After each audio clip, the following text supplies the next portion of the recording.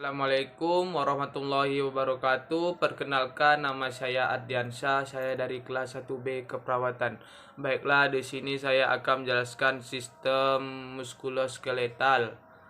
Sistem muskuloskeletal terdiri dari kata muskulo yang berarti tulang dan skeletal yang berarti otot. Baiklah, masuk ke bagian muskuloskeletal. Bagian pertama yaitu tulang tengkorak, tulang selangka, tulang lengan atas, tulang rusuk, tulang pengupil, tulang hasta, tulang dada, tulang belikat, tulang punggung, tulang pergelangan tangan atau karpal, tulang telapak tangan atau metakarpal, tulang ruas jari atau falangis, tulang pinggul, tulang lutut atau patella, tulang paha atau femur, tulang betis atau fibula, tulang kering atau tibia dan tulang ruas jari kaki, falang. Kemudian pada anatomi tulang tengkorak atau kranium terdiri dari 1. Tulang dahi frontal, 2. Tulang ubun-ubun parietal, 3. Tulang samping temporal, 4. Tulang kepala belakang oksipital, tulang baji sphenoid, tulang hidung nasal, tulang pipi zygomatikum, tulang rahang atas maksimal, tulang rahang bawah mandibula. Di bagian tengah ada tulang dada atau sternum dan tulang rusuk atau kostan. Terdiri dari tulang halu, manubrium, tulang badan, korpus, tulang laju, pedang kispoid, tulang rusuk sejati, costa vera, tulang rusuk palsu, costa furia, tulang rusuk melayang, costa flu. Tanta bagian ketiga ada pelvis yang terdiri dari tulang usus ilium, tulang kemaluan pubis, tulang duduk ischium. Bagian keempat ada ekstremitas interior, tulang anggota gerak bawah, tulang paha femur, tulang lutut patella, tulang betis fibula, tulang kering tibia, tulang pergelangan kaki tarsal, tulang telapak kaki metatarsal, tulang jari kaki falanges. Kemudian ada kolumna vertebrata, tulang ruas belakang, tulang leher serviks, tulang punggung toraks, tulang pinggang lumbas, tulang kelangkaan sakral, tulang ekor coxigunis pectoral, tulang gelang bahu terdiri dari klavikula yaitu tulang selangka dan skapula, tulang belikat, dan bagian terakhir yaitu ekstremitas superior yaitu tulang anggota gerak atas, tulang lengan atas humerus, tulang pengupil radius, tulang hasta, tulang pergelangan tangan kapal, tulang telapak tangan metakarpal, tulang jari tangan falanges. Demikian yang dapat saya jelaskan tentang sistem muskuloskeletal.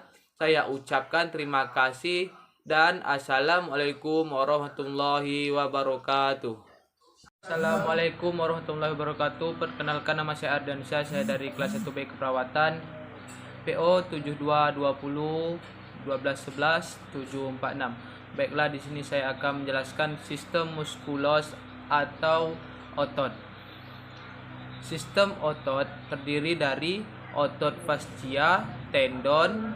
Otot membentuk 43% berat badan, kurang 1/3-nya merupakan protein tubuh dan setengahnya tempat terjadinya aktivitas metabolik saat tubuh istirahat. Proses vital di dalam tubuh seperti kontraksi jantung, kontraksi pembuluh darah, bernafas, peristaltik usus terjadi karena adanya aktivitas otot. Fungsi otot adalah sebagai alat gerak aktif, menyimpan cadangan makanan, memberi bentuk luar tubuh. Tipe jaringan otot: 1. Otot polos, memiliki satu inti yang berada di tengah, dipersarafi oleh saraf otonom atau influenter. Saraf otot polos atau tidak berserat berdapat di organ dalam tubuh atau visceral. sumber CA2 tambah dari CES, sumber energi terutama dari metabolisme aerobik, awal kontraksi lambat, kadang mengalami tetani, tahan terhadap kelelahan, tipe jaringan otot. 2. Otot rangka atau otot serat lintang memiliki banyak inti, dipersarafi oleh saraf motorik somatik atau volunteer. Melekat pada tulang, sumber CA2 tambah dari retikulum sarkoplasma atau RS, sumber energi dari metabolisme aerobik dan anaerobik, awal kontraksi cepat, mengalami tetani dan cepat lelah. 3. Otot jantung memiliki satu inti yang berada di tengah, dipersarafi oleh saraf otonom atau effluenter, serta otot berserat hanya ada di jantung. Sumber CA2 tambah dari CES atau RS, sumber energi DR metabolisme aerobik, awal kontraksi lambat, tidak mengalami tetani dan tahan terhadap kelelahan.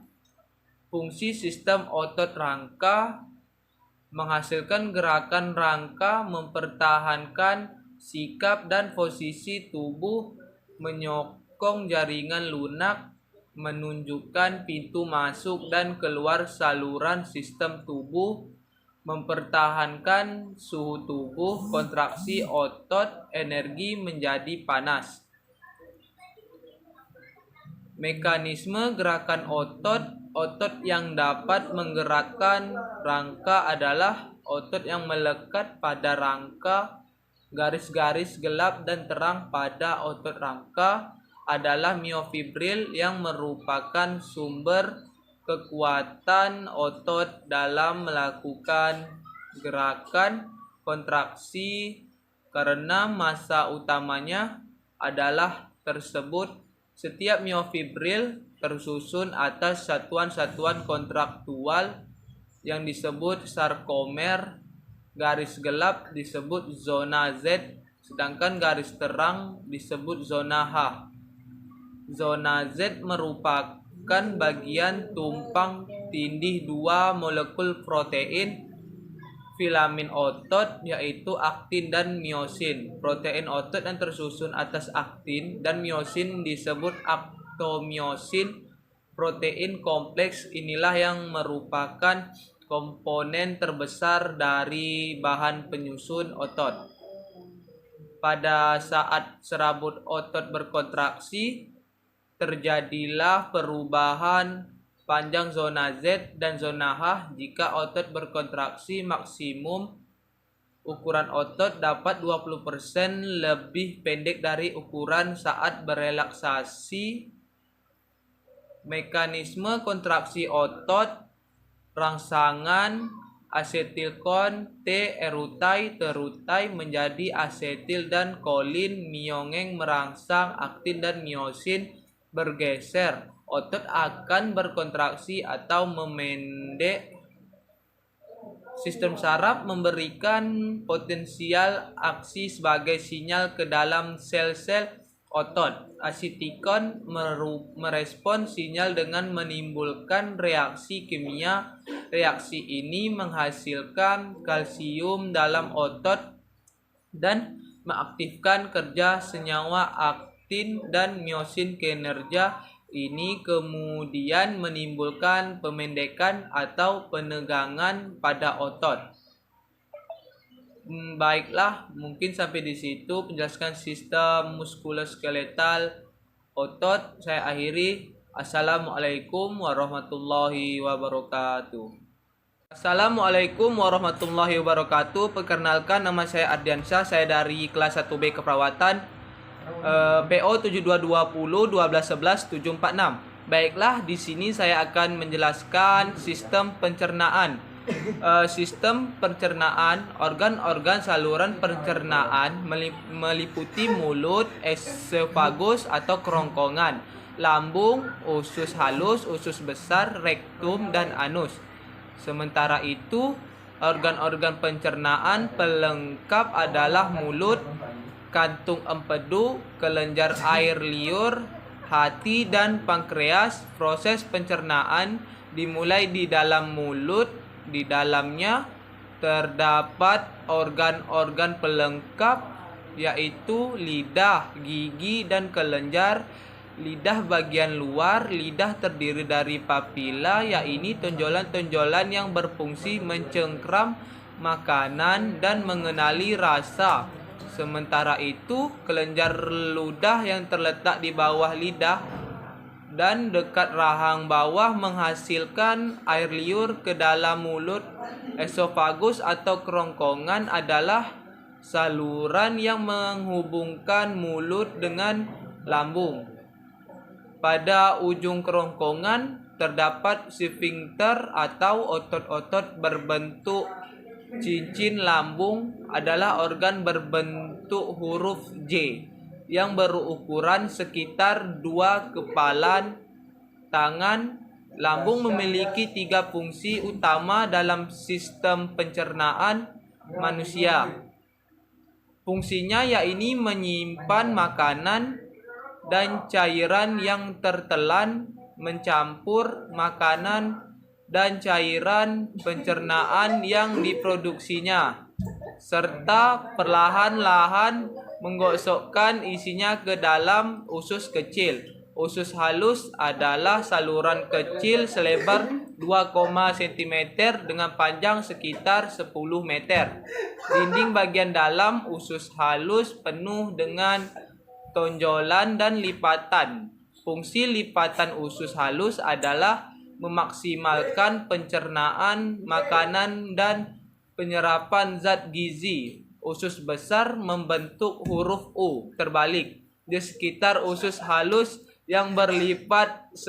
Sekum adalah kantung pada bagian awal usus besar.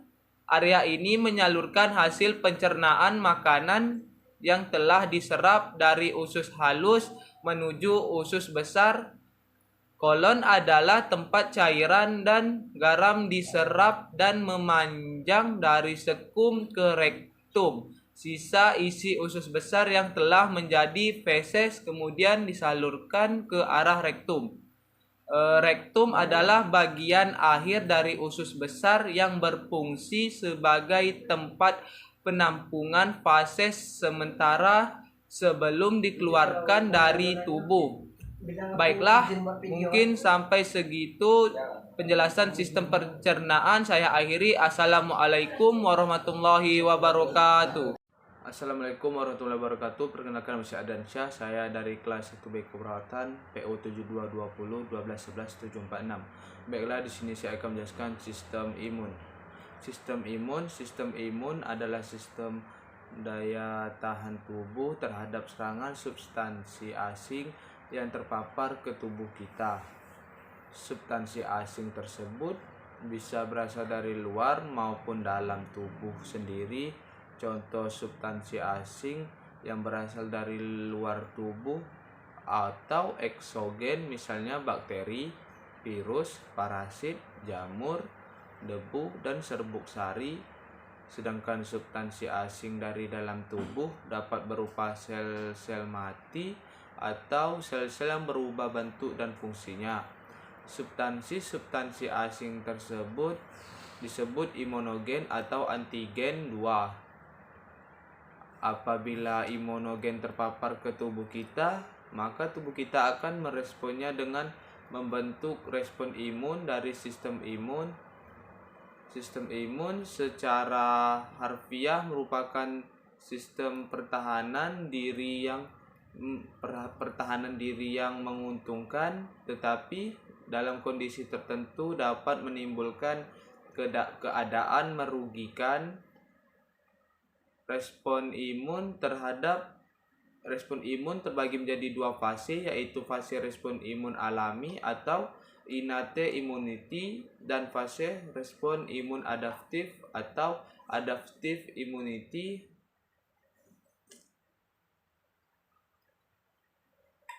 Baiklah, mungkin sampai di situ penjelasan saya. Saya akhiri. Assalamualaikum warahmatullahi wabarakatuh. Assalamualaikum warahmatullahi wabarakatuh. Perkenalkan, nama saya Adyansyah. Saya dari kelas 1B keperawatan PO 7220 1211 746. Baiklah, di sini saya akan menjelaskan sistem endokrin. Sistem endokrin, kelenjar endokrin adalah kelenjar penghasil hormon yang tidak memiliki saluran pengalir. Hormon yang dihasilkan akan disalurkan lewat aliran darah karena menumpang aliran darah. Hormon tersebut bisa mencapai bagian tubuh yang jauh dari lokasi kelenjar tersebut. 1. Kelenjar pineal gland. Kelenjar ini terletak di dalam otak dan bekerja sebagai jam biologis tubuh. Fungsi kelenjar pineal mensekresikan melatonin, hormon yang salah satunya mengatur siklus tidur dan bangun, menjaga kesehatan jantung dan pembuluh darah, serta memengaruhi mood dan perubahan suasana hati. 2. Kelenjar hipotalamus. Hipotalamus berbentuk sangat kecil. Ia adalah bagian dari otak yang mengeluarkan bahan kimiawi berupa hormon yang dibutuhkan tubuh kita membantu mengendalikan organ dan sel-sel tubuh. Fungsi hipotalamus yang paling utama adalah homeostasis, yaitu memastikan dan mempertahankan semua sistem tubuh berjalan stabil. Hipotalamus menghasilkan hormon-hormon yang mengendalikan produksi hormon di kelenjar pituitari. Hormon-hormon yang dihasilkan memiliki manfaat penting dan menjaga berbagai aspek kesehatan manusia. Jika fungsi hipotalamus mengalami gangguan, maka keseimbangan hormon dalam tubuh secara keseluruhan akan terpengaruh. 3. Kelenjar pituitari. Kelenjar pituitari ada di dalam otak, tepatnya di bawah hipotalamus. Hormon yang diproduksi oleh hipofisis membantu mengatur pertumbuhan tekanan darah, produksi dan pembakaran energi, dan berbagai fungsi organ tubuh lainnya. Kelenjar ini meliputi kelenjar anterior dan posterior. Kelenjar pituitari anterior terletak di bagian depan pituitari. Kelenjar ini menghasilkan hormon adrenokortikotropik, hormon perangsang folikel, hormon pertumbuhan prolaktin, dan hormon perangsang tiroid. B. Pituitari. Pituitari posterior. Pituitari posterior terletak di belakang bagian depan pituitari. Kelenjar ini mensekresikan hormon antidiuretik oksitosin. Kelenjar tiroid. Kelenjar tiroid adalah salah satu dari kelenjar endokrin terbesar pada tubuh manusia. Kelenjar ini dapat ditemui bagian depan leher sedikit di bawah laring. Kelenjar ini berfungsi untuk mengatur kecepatan tubuh, membakar energi, membuat protein, dan mengatur sensitivitas tubuh terhadap hormon lainnya. Kelenjar paratiroid glands. Kelenjar paratiroid adalah kelenjar penghasil hormon paratiroid yang berperan penting dalam mengatur kadar kalsium dalam darah. Kelenjar paratiroid merupakan kelenjar yang terletak di leher, tepatnya di belakang kelenjar tiroid. Kelenjar paratiroid terdiri dari 4 kelenjar kecil yang ukurannya sebesar kacang polong. 6. Kelenjar timus. Kelenjar timus merupakan bagian penting dari sistem getah bening atau sistem limfatik di dalam tubuh. Salah satu tugas penting kelenjar timus bagi kesehatan adalah memproduksi sel darah putih yang disebut limfosit T atau sel T. Kelenjar yang berada di belakang tulang dada ini disebut sebagai pusat dari kekebalan tubuh karena berfungsi memproduksi sel darah putih yang bekerja melawan pertumbuhan sel yang tidak normal, bakteri, dan lain-lain. Kelenjar ini berkembang sejak lahir dan berhenti tumbuh saat manusia mencapai usia remaja. 7. Kelenjar adrenal. Kelenjar adrenal, hormon adrenalin bekerja sama dengan hormon kortisol dan noradrenalin dalam mengatur reaksi tubuh terhadap stres.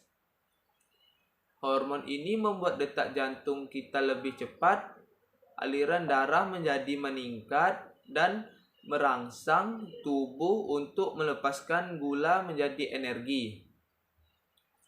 8. Kelenjar pankreas. Pankreas adalah organ aksesoris pada sistem pencernaan yang memiliki dua fungsi utama. Yang pertama, menghasilkan enzim. Yang kedua, pencernaan atau fungsi eksokrin, menghasilkan beberapa hormon atau fungsi endokrin.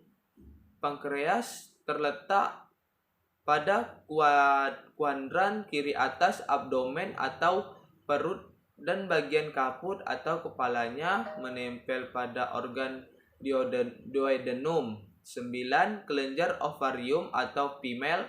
Ovarium adalah kelenjar kecil berbentuk oval yang berada di sisi kanan dan kiri rongga panggul, tepatnya bersebelahan dengan bagian rahim atas. Ovarium berfungsi untuk menghasilkan sel telur dan hormon seks wanita seperti estrogen dan progesteron. 10.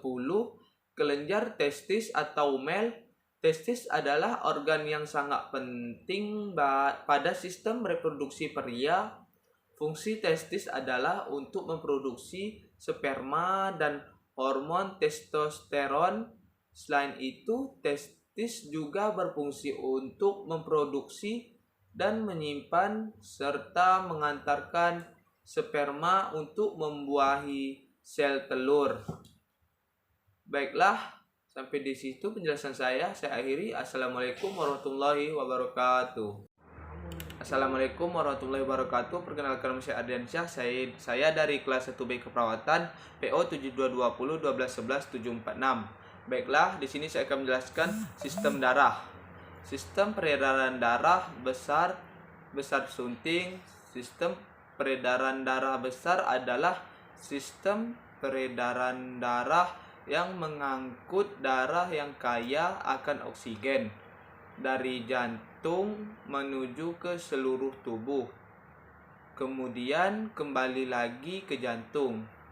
Tahapan pada proses ini dimulai saat darah dipompa oleh jantung. Bagian bilik kiri atau ventrikel kiri akan masuk ke aorta dan arteri, selanjutnya ke kapiler di seluruh tubuh. Dari kapiler seluruh tubuh ke venula, dilanjutkan ke vena, dan vena cava, dan akhirnya masuk ke jantung lagi pada bagian jantung serambi kanan atau atrium dexter. Sirkulasinya adalah jantung, bilik kiri, aorta, arteri, kapiler atau seluruh tubuh, vena, jantung atau serambi kanan. Sistem peredaran darah kecil sunting. Sistem peredaran darah kecil adalah sistem peredaran darah dari jantung ke paru-paru, kembali lagi ke jantung dengan membawa darah yang mengandung karbon dioksida. Proses peredarannya dimulai saat darah dipompa pada bagian jantung bilik kanan atau ventrikel dexter keluar melalui arteri pulmonalis menuju ke paru-paru. Pada paru-paru bagian alveolus terjadi pertukaran oksigen dan karbon dioksida dari paru-paru darah kembali menuju ke vena pulmonalis dan menuju ke jantung bagian serambi kiri. Sirkulasinya adalah jantung atau bilik kanan, arteri pulmonalis, paru-paru, vena pulmonalis, jantung atau serambi kiri. Sirkulasi darah parasunting jantung adalah organ yang memiliki 4 ruang, atrium kiri dan kanan, serta ventrikel kiri dan kanan.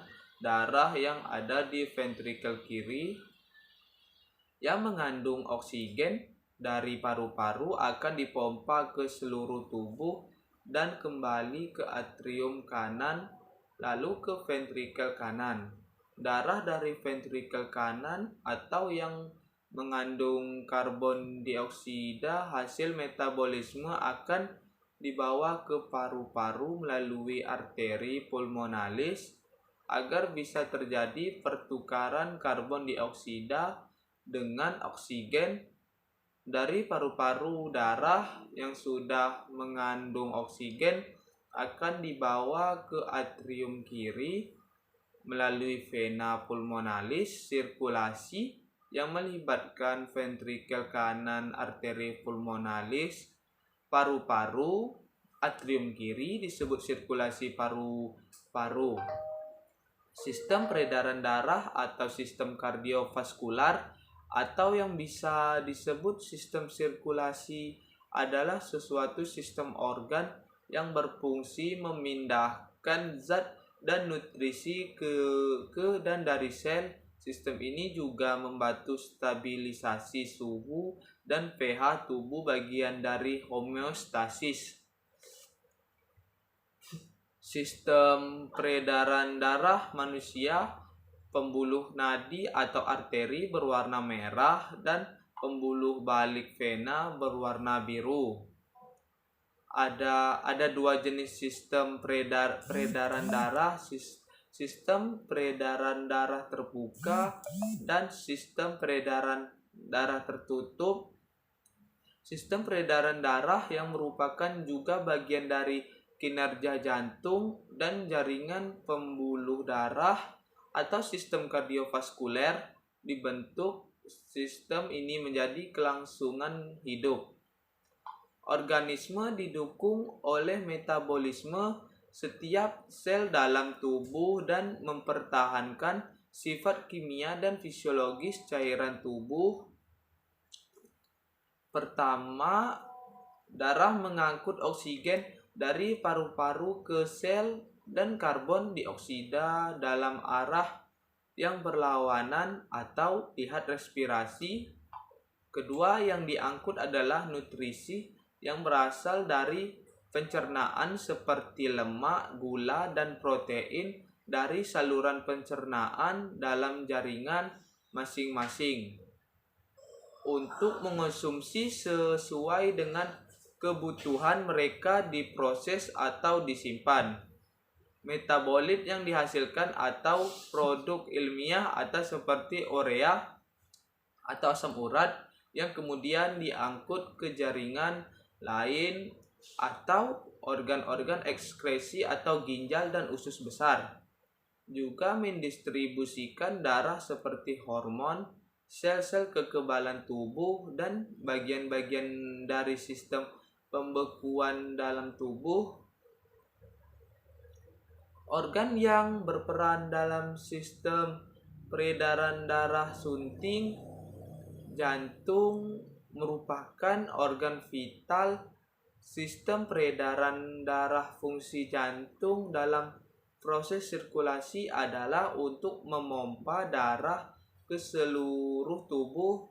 Jantung bekerja sama dengan pembuluh darah dalam proses sirkulasi. Pembuluh darah memiliki peran mengedarkan darah dari dan ke jantung. Darah juga merupakan komponen inti dalam proses ini. Darah mengandung oksigen dan nutrisi yang akan disalurkan pada setiap sel-sel tubuh. Selain organ-organ tersebut, ada organ tambahan lainnya yakni paru-paru. Tak hanya berperan dalam proses respirasi, pada sistem sirkulasi, paru-paru bertugas menukar karbon dioksida dalam darah dengan oksigen yang dihirupkan saat proses pernafasan berlangsung. Proses peredaran darah sunting. Proses peredaran darah bertujuan untuk mengedarkan darah yang mengandung nutrisi untuk setiap sel-sel tubuh. Proses peredaran darah memiliki jalur tersendiri berdasarkan jalur dan zat yang dibawanya. Sistem peredaran darah dibagi menjadi dua jenis, yaitu sistem peredaran darah besar dan sistem peredaran darah kecil. Baiklah, mungkin sampai di situ penjelasan saya. Saya akhiri. Assalamualaikum warahmatullahi wabarakatuh. Assalamualaikum warahmatullahi wabarakatuh. Perkenalkan, nama saya Ardiansyah. Saya dari kelas 1B Keperawatan, PO 72201211 Baiklah, di sini saya akan menjelaskan sistem kemih. Sistem kemih adalah sistem organ yang berfungsi untuk menyaring dan membuang zat limbah dengan cara menghasilkan urin. Jika fungsi sistem ini terganggu, limbah dan racun bisa menumpuk di dalam tubuh dan menyebabkan berbagai gangguan kesehatan. Sistem urinaria atau saluran kemih terdiri dari ginjal, kandung kemih, ureter, dan juga uretra atau saluran kencing. Setiap bagian dalam sistem urinaria memiliki fungsi dan peranannya masing-masing. Melalui saluran kemih, urin yang membawa limbah dan racun akan dikeluarkan dari dalam tubuh. Mengenal fungsi sistem urinaria dan penyakit yang bisa menyerangnya ala dokter. Bagian dari sistem urinaria dan fungsinya. Urin adalah limbah cair yang terdiri dari air, garam, dan zat sisa metabolisme tubuh seperti urea dan asam urat agar proses berkemih atau buang air kecil berlangsung normal. Semua bagian dalam sistem urinaria perlu bekerja dengan baik. Berikut ini adalah organ-organ yang tergolong dalam sistem urinaria beserta fungsinya. 1. Ginjal. Tubuh manusia memiliki sepasang ginjal yang terletak di area punggung kiri dan kanan, tepat di bawah tulang rusuk bagian belakang. Masing-masing ginjal memiliki ukuran sebesar kepalan tangan orang dewasa dan berbentuk menyerupai kacang. Fungsi utama ginjal adalah mengatur jumlah air dalam darah, menyaring zat limbah atau sisa metabolisme tubuh, menghasilkan hormon yang berfungsi untuk mengendalikan tekanan darah dan produksi sel darah merah, serta mengatur pH atau tingkat keasaman darah.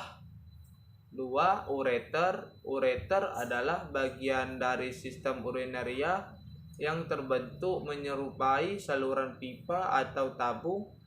Ureter berfungsi untuk mengalirkan urin dari masing-masing ginjal untuk ditampung di kandung kemih. 3. Kandung kemih, organ yang berada di dalam perut bagian bawah ini bertugas menyimpan urin. Jika kandungan kemih sudah terisi penuh oleh urin, akan timbul dorongan untuk buang air kecil. Kandung kemih orang dewasa mampu menampung urin hingga 300-500 ml. 4. Uretra. Uretra atau saluran kencing adalah saluran menghubungkan antara kandung kemih ke lubang saluran kemih pada ujung penis atau vagina. Uretra pada pria memiliki panjang sekitar 20 cm, sedangkan uretra pada wanita hanya sekitar 4 cm saja. Pada bagian antara kandung kemih dan uretra terdapat cincin otot atau sphincter yang berfungsi menjaga urin agar tidak bocor. Berbagai penyakit pada sistem urinaria. Gangguan pada sistem urinaria dapat terdeteksi dari perubahan warna urin. Urin yang sehat dan normal umumnya berwarna jernih, kekuningan, hingga kuning keemasan. Warna urin tersebut berasal dari zat yang disebut urokrom, namun konsumsi makanan dan obat tertentu terkadang juga dapat mengubah warna urin. Adanya masalah pada sistem urinaria atau saluran kemih tidak hanya ditandai dengan perubahan warna urin. Berikut ini adalah beberapa masalah atau penyakit yang dapat terjadi pada sistem urinaria. 1. Infeksi saluran kemih. Infeksi saluran kemih atau ISK adalah infeksi yang terjadi di bagian manapun dari sistem urinaria, mulai dari ginjal hingga saluran kemih. Wanita berisiko lebih besar terkena ISK dibandingkan pria. Hal ini dikarenakan jarak antara lubang saluran kemih dan anus pada wanita lebih dekat. 2. Batu saluran kemih. Batu saluran kemih atau urotiliasis adalah kondisi ketika terbentuk batu di sistem urinaria seperti batu ginjal, batu ureter, atau batu kandung kemih. Ukuran batu umumnya bervariasi. Semakin besar ukuran batu yang terbentuk, semakin besar pula risiko batu tersebut menyumbat aliran urin dan menimbulkan penyakit. 3. Inkontinensia urin. Inkontinensia urin adalah kondisi ketika fungsi otot atau saraf pada kandung dan saluran kemih mengalami gangguan sehingga tidak dapat mengendalikan proses buang air kecil. Penyakit ini bisa membuat Anda tiba-tiba mengompol, terlebih saat batuk atau bersin. Inkontinensia urin sering terjadi pada lansia, namun tidak menutup kemungkinan orang yang lebih muda juga mengalaminya. 4. Uretritis. Uretritis adalah peradangan pada uretra. Kondisi ini seringkali disebabkan oleh infeksi bakteri di saluran kemih. Uretritis dapat menyebabkan rasa nyeri dan dorongan untuk lebih sering buang air kecil.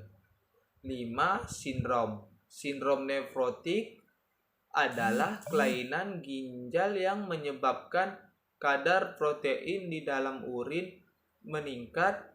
Kondisi ini biasanya disebabkan oleh kerusakan pada pembuluh darah kecil di ginjal yang berfungsi untuk menyaring limbah dan kelebihan air dari darah. Sindrom nefrotik dapat disebabkan oleh berbagai hal, misalnya riwayat infeksi dan peradangan. Sindrom nefrotik dapat menyebabkan gejala seperti urin berbusa, kelelahan, tidak nafsu makan, serta pembekakan di kaki, wajah, dan berbagai bagian tubuh seperti wajah dan sekitar mata. 6. Sindrom nefritik. Sindrom nefritik adalah pembekakan atau peradangan pada ginjal. Kondisi ini dapat menyebabkan nyeri panggul, buang air kecil lebih sering dan terasa nyeri, urin tampak keruh atau kemerahan, sakit pinggang atau perut, serta pembekakan di wajah dan kaki. Jika tidak segera diobati, sindrom nefritik dapat menyebabkan gagal ginjal. 7. Gagal ginjal. Gagal ginjal terjadi karena ginjal tidak mampu menyaring darah dan membuang cairan serta zat limbah tubuh. Kerusakan ginjal yang menyebabkan gagal ginjal dapat disebabkan oleh berbagai hal, mulai dari efek samping, obat-obatan, cedera berat pada ginjal, dehidrasi, hingga penyakit tertentu seperti hipertensi dan diabetes menahun yang tidak ditangani dengan baik. Ketika mengalami gagal ginjal, seseorang akan mengalami beberapa gejala seperti berkurangnya jumlah urin, tidak buang air kecil sama sekali selama berhari-hari, pembekakan di kaki, sesak nafas, lemas, hingga pucat. Jika Anda mengalami masalah pada sistem urinaria, terlebih jika disertai keluhan seperti demam, nyeri pinggang atau punggung yang sangat berat, nyeri saat berkemih, dan terdapat darah atau nanah pada urin, segera konsultasikan ke dokter urologi untuk mendapatkan penanganan yang tepat. Diagnosis dan penanganan yang tepat akan mencegah kerusakan sistem urinaria sehingga kondisi tersebut dapat diobati dengan baik. Hal ini penting dilakukan guna mencegah terjadinya komplikasi lebih lanjut akibat kerusakan berat pada sistem urinaria berat. Baiklah, mungkin sampai di situ penjelasan saya. Saya akhiri. Assalamualaikum warahmatullahi wabarakatuh. Assalamualaikum warahmatullahi wabarakatuh. Perkenalkan, nama saya Ardiansyah. Saya dari kelas 1B keperawatan PO 7220 12 11 746.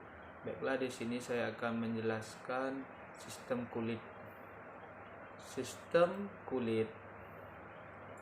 Struktur kulit. Kulit depan berperan aktif dalam fungsi vital tubuh.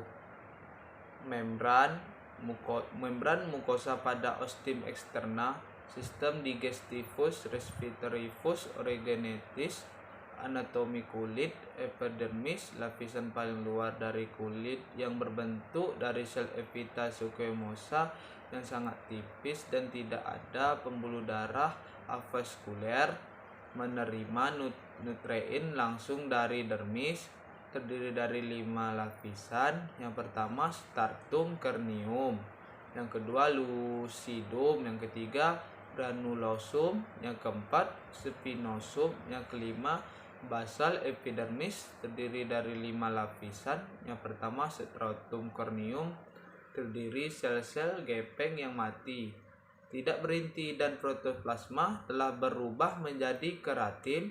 2. Stratum lucidium, lapisan sel-sel gepeng tanpa inti dengan protoplasmanya yang berubah menjadi protein yang disebut elidin tampak jelas pada telapak tangan dan kaki. 3. Stratum granulosum, merupakan 2/3 lapisan sel gepeng dengan sitoplasma berbulu kasar serta terdapat inti di antaranya dan terdapat jelas pada telapak tangan dan kaki. 4. Stratum spinosum, mengandung banyak glikogen, terdiri sel-sel yang berbentuk poligonal yang berbeda karena adanya proses mitosis dan lapisan paling tebal.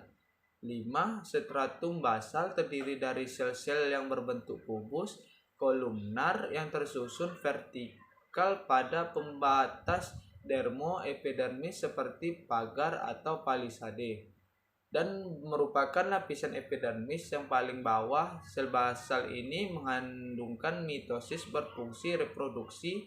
Lapisan ini terdapat sel pembentuk melanin atau melanosit.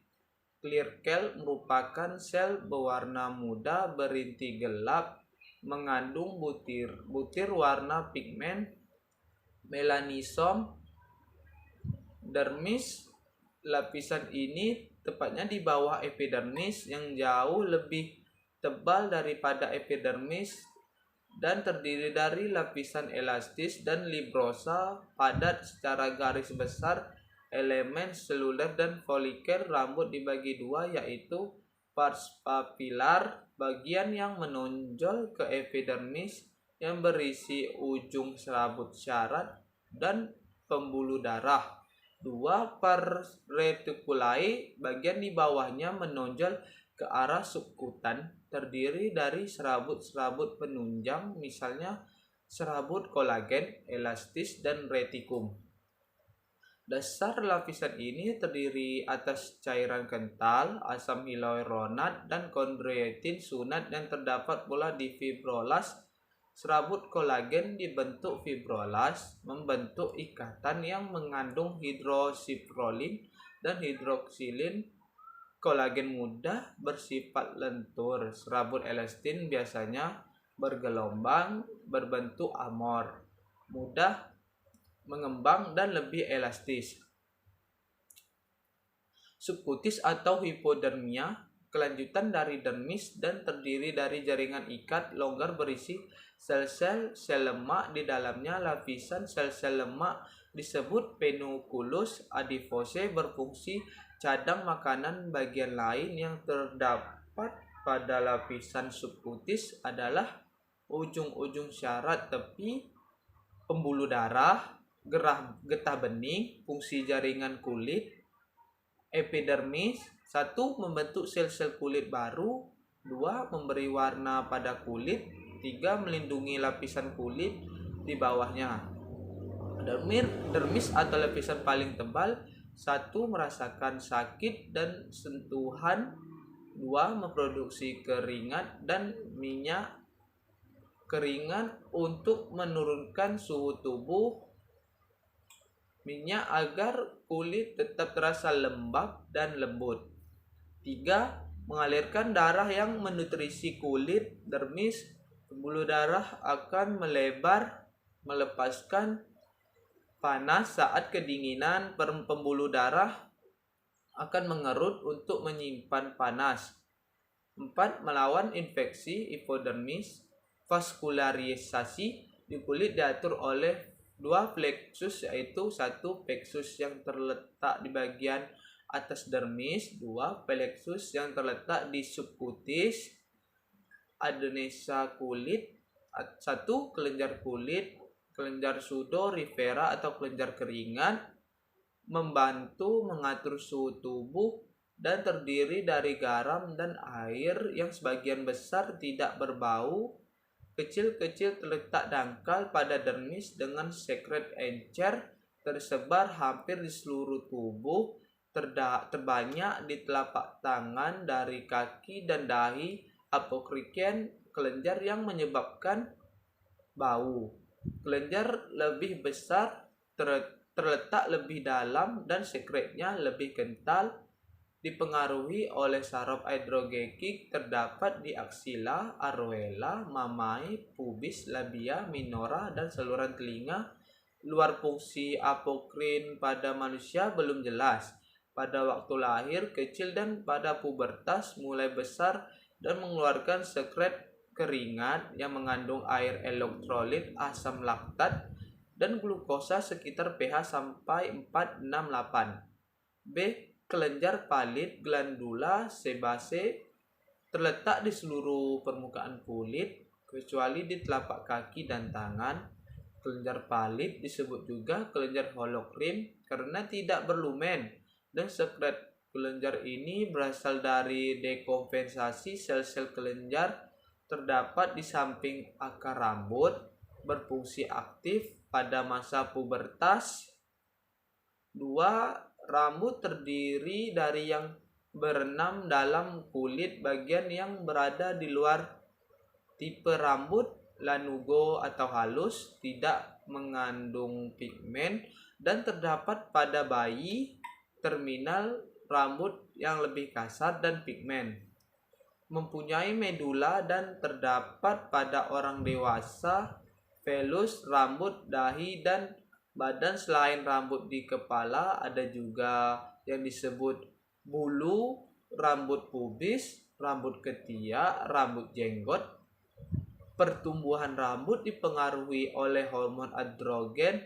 Sifat rambut sehat dan normal, berkilat, elastis, tidak mudah patah, dapat menyerap air. Pertumbuhan rambut tumbuh dari akar di bagian bawah folikel bawah kulit, darah di kulit kepala menuju ke folikel dan memasukkan oksigen dan nutrisi ke akar rambut yang membantu rambut Anda tumbuh. Ia akan mendorong melalui kulit melewati kelenjar minyak. 3. Kuku. Kuku adalah lapisan terminal, lapisan tanduk yang menebal. Pembaharuan total kuku jari tangan membutuhkan waktu 170 hari, pada laki 2-18 bulan. Bagian-bagian dari kuku adalah nape foot, akar gigi terbenam dalam kulit. Badan kuku bagian yang terbuka di atas jaringan untuk kulit. 3. Ujung kuku bagian bebas. 4. Nali groove atau sisi kuku, bagian yang cekung membentuk alur kuku. 5. Epinelium atau kulit tipis, bagian proksimal yang menutupi kulit. Hiponiculum, kulit ditutupi bagian kulit. Fungsi kulit utama: prokesi, absorpsi, ekresi, persef, termoregulasi, pembentukan pigmen, pembentukan vitamin B, keranelisasi, fungsi proteksi, gangguan kimiawi, zat-zat terutama yang bersifat intan seperti lison, karbol, alkali kuat, dan lain-lain. Karena adanya stratum corneum yang permeable dan alveolar mantel, gangguan yang bersifat panas, radiasi, sangat sinar ultraviolet.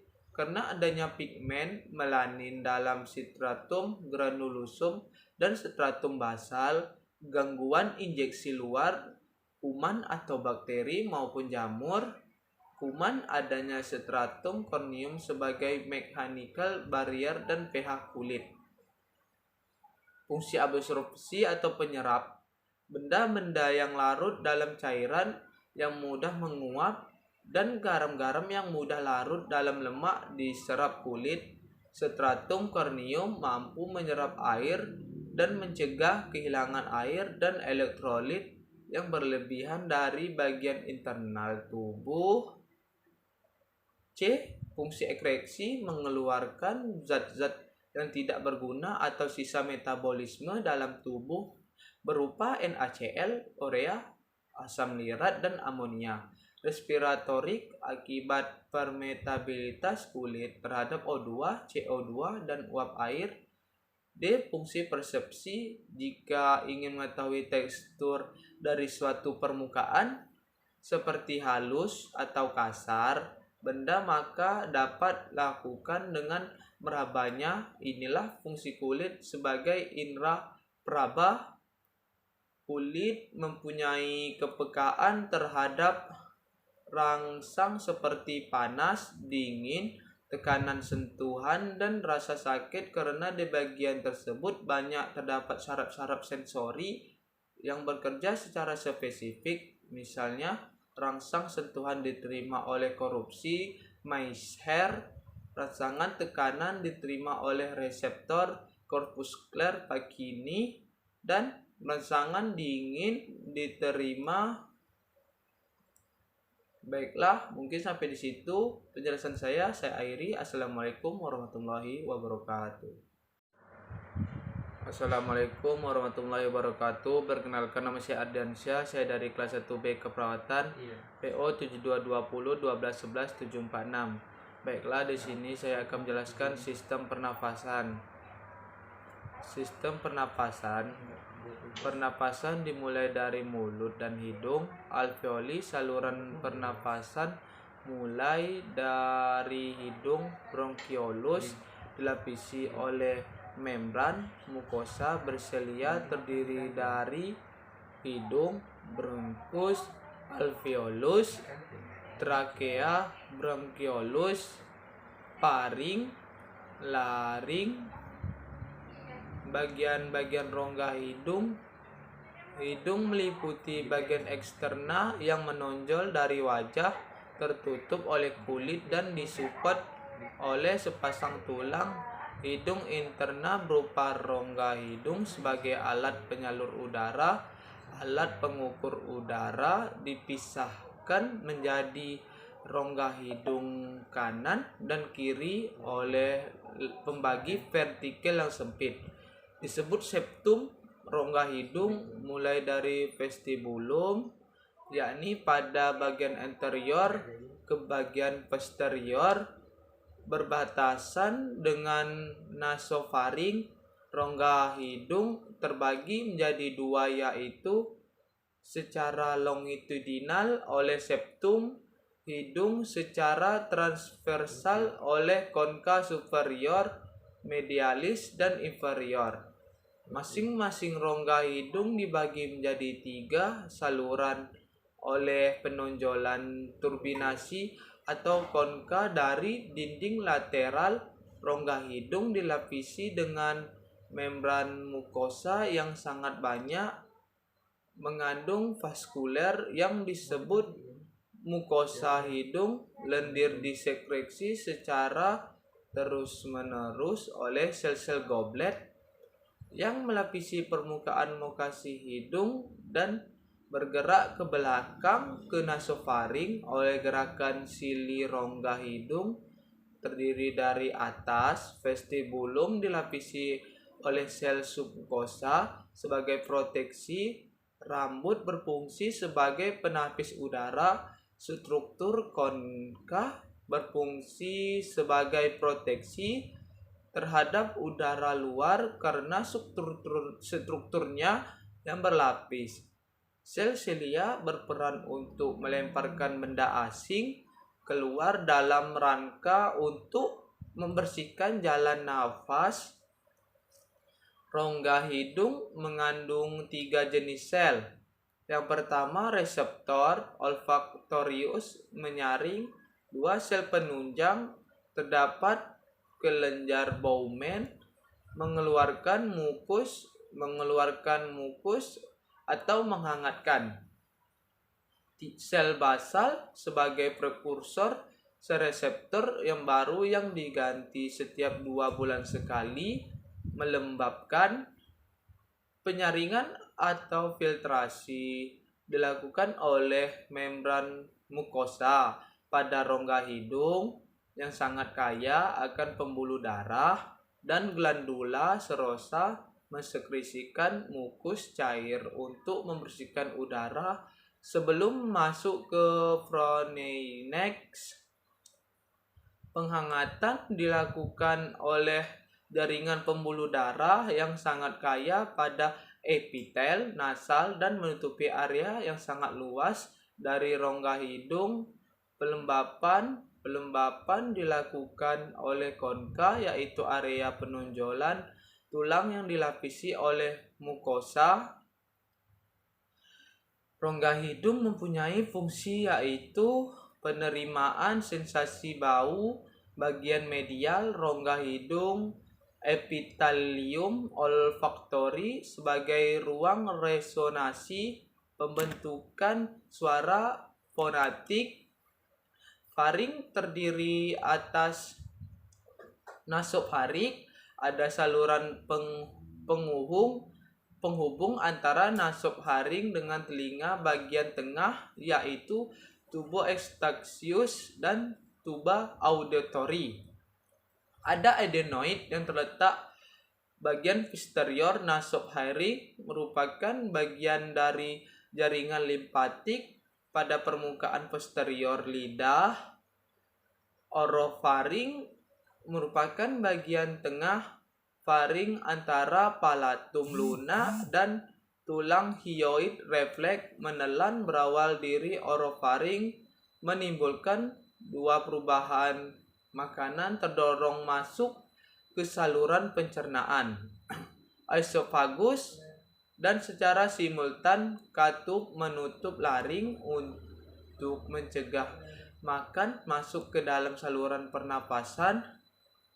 3. Laringofaring bagian anterior menuju laring, bagian posterior menuju esofagus, merupakan posisi terendah dari faring.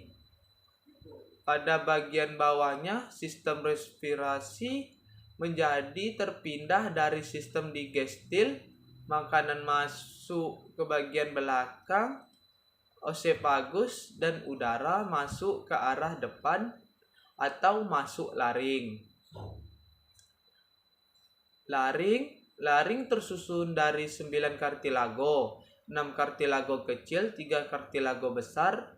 Kartilago terbesar adalah kartilago tiroid yang berbentuk seperti kapal, dan di dalam kartilago ini terdapat pita suara. Di bawah kartilago tiroid terdapat kartilago cricoid, pilica vocalis. Pita suara berada di sisi glotis.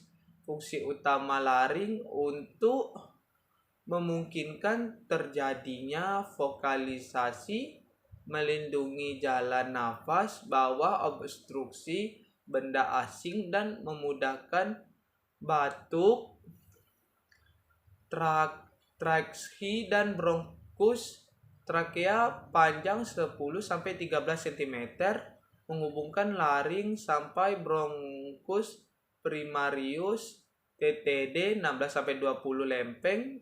Cartilago menyerupai huruf C posterior, tidak menutup penuh mukosa trakea epitel bersilia. Bronkus primarius, kaki cabang trakea masuk paru, bercabang menjadi bronkus sekunder pada lobus paru-paru 2 kiri 3 kanan.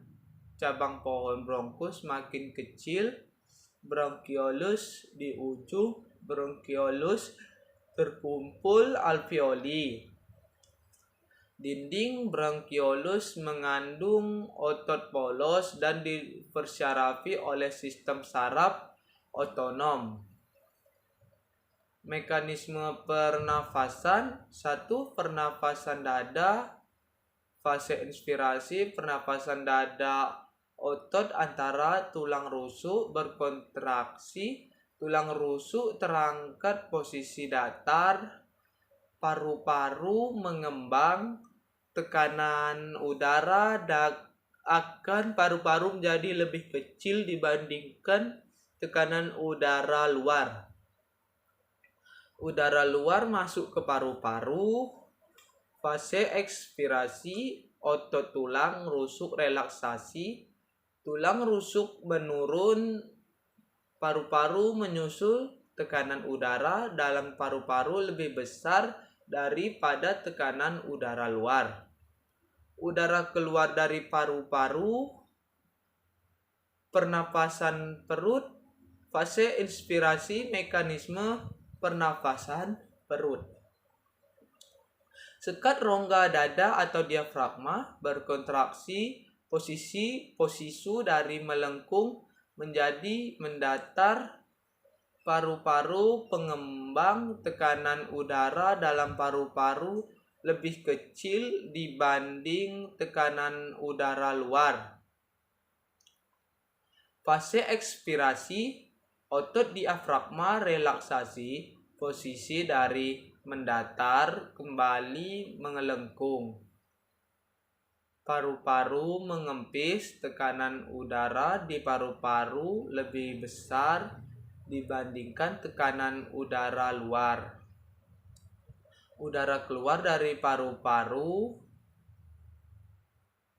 Baiklah, mungkin sampai di situ penjelasan saya. Saya akhiri. Assalamualaikum warahmatullahi wabarakatuh. Assalamualaikum warahmatullahi wabarakatuh. Perkenalkan, nama saya Ardiansyah. Saya dari kelas 1B keperawatan PO 7220 1211 746. Baiklah, di sini saya akan menjelaskan sistem reproduksi. Sistem reproduksi perempuan terdiri dari fallopian tube, ovari uterus, serviks, endometrium, meiometrium, vagina, ovarium. Terdapat beberapa bagian yaitu primary follicle, growing follicle, Egel cell, follicular cells, mature follicle, follicular fluid, EGG, Protectiscal ovulation, empathy folliculi, corpus luteum, tube fallopi, its mus ampulla, infundibulum, fibrae,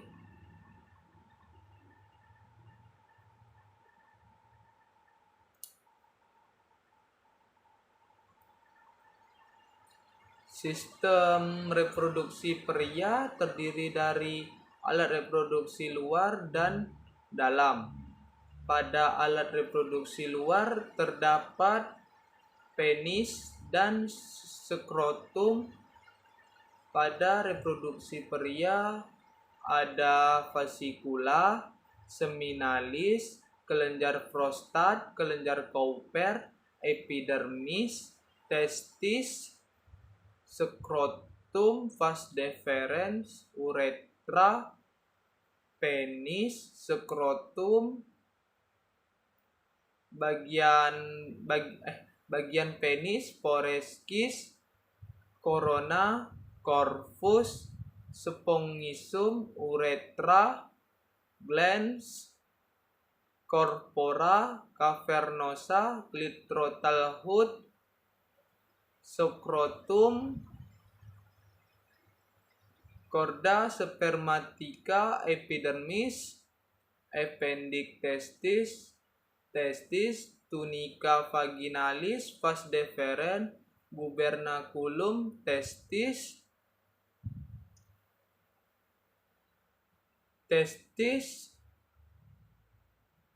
ductus deferens, epidermis, efferens, ductules, pretestis, septum, tunica, albuginea, seminiferous, tubule.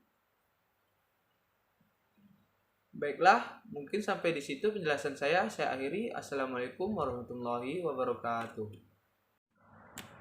Assalamualaikum warahmatullahi wabarakatuh. Perkenalkan, nama saya Ardiansyah. Saya dari kelas 1B Keperawatan, PO 7220 1211 746. Baiklah, di sini saya akan menjelaskan sistem panca indera. Sistem panca indera yang pertama, penglihatan. Mata bagian luar, alis, melindungi mata. Kelopak mata, menutup atau membukakan mata. Kelenjar air mata, menjaga agar mata tetap bersih sebagai pelumas. Rambut mata atau bulu mata. Anatomi bagian dalam mata, skera bagian mata warna putih, iris, kornea, pupil, lensa mata, retina, bintik kuning, bintik buta, saraf otak. Mekanisme penglihatan secara singkat, cahaya masuk ke dalam mata melalui pupil lensa mata, kemudian memfokuskan cahaya sehingga benda yang dimaksud satu tempat, yaitu di retina. Kemudian ujung saraf penglihatan di retina menyampaikan bayangan benda tersebut karena otak. Pendengaran, struktur bagian luar daun telinga menangkap gelombang suara. Lubang telinga atau saluran pendengaran, gendang telinga atau membran timpani. Bagian tengah, tulang pendengaran, tulang martil, tulang landasan, tulang sangurdi. Bagian dalam saluran, 3 saluran setengah lingkaran, rumah siput atau koklea, saraf pendengaran, Mekanisme pendengaran: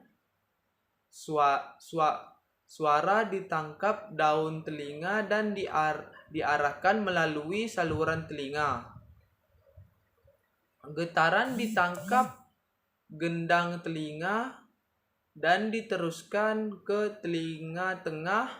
Getaran diteruskan oleh tulang sangur di koklea. Koklea mengantarkan getaran melalui cairan yang memenuhi koklea sehingga dapat ditangkap oleh sel-sel saraf rambut. Getar dalam rumah siput: sel-sel saraf rambut getar di koklea menghantarkan sinyal listrik. Akibat getarannya ke saraf pendengaran. Saraf pendengaran menghantarkan sinyal listrik ke otak. Otak menerjemahkan sinyal listrik sebagai sensasi bunyi. Baiklah, mungkin sampai di situ penjelasan saya. Saya akhiri. Assalamualaikum warahmatullahi wabarakatuh. Assalamualaikum warahmatullahi wabarakatuh. Perkenalkan, nama saya Ardiansyah. Saya dari kelas 1B Keperawatan, PO 7220 12 11 746. Baiklah, di sini saya akan menjelaskan sistem persarapan. Sistem persarapan. Sistem saraf terbagi menjadi dua, yaitu susunan saraf pusat, otak atau ensefalin. Terbagi lagi menjadi beberapa bagian: otak besar, cerebrum; otak tengah, mesencephalon; otak kecil atau cerebellum; sumsum dan jutaan atau medula oblongata; sumsum tulang belakang. 2. Susunan saraf tepi terbagi lagi menjadi saraf dasar. Saraf dasar terdiri dari 12 pasang saraf tepi kranial, 31 pasang saraf tepi spinal. Saraf tak sadar atau otonom terdiri dari saraf simpatik, saraf parasimpatik. Sistem persarapan terdiri atas sel saraf, neuron dan sel penyokong neuroglia, dan sel hewan yang berkaitan dan berintegrasi satu sama lain sehingga bersama-sama berfungsi sebagai satu unit. Neuron susunan saraf pusat manusia terdiri atas 100 miliar neuron. Adapun struktur neuron: 1. Badan sel relatif lebih besar dan mengelilingi nukleus. Nukleus yang ada di dalamnya terdapat nukleolus. Di sekitarnya terdapat perikarion yang berisi neurofilamen yang berkelompok. Di luarnya terhubungkan dengan dendrit atau akson yang memberikan dukungan terhadap proses fisiologis.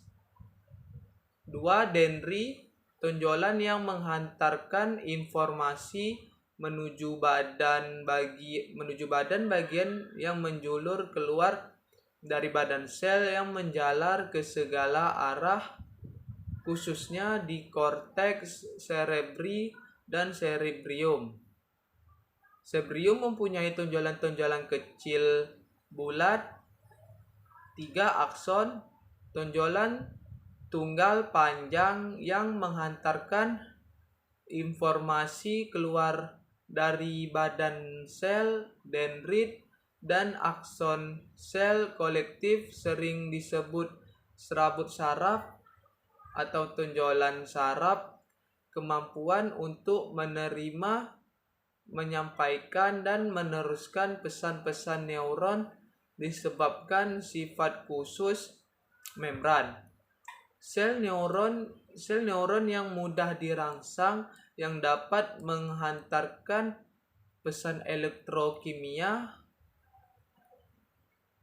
Klasifikasi neuron, neuron tanpa akson, ukurannya paling kecil, berlokasi di otak dan beberapa organ perasa khusus. Neuron bipolar ukurannya lebih kecil dibandingkan neuron unipolar dan multipolar.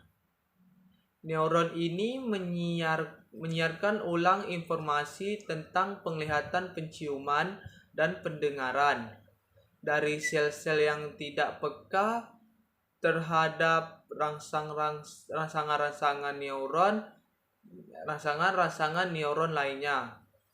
Baiklah, sampai di situ penjelasan saya. Saya akhiri. Assalamualaikum warahmatullahi wabarakatuh.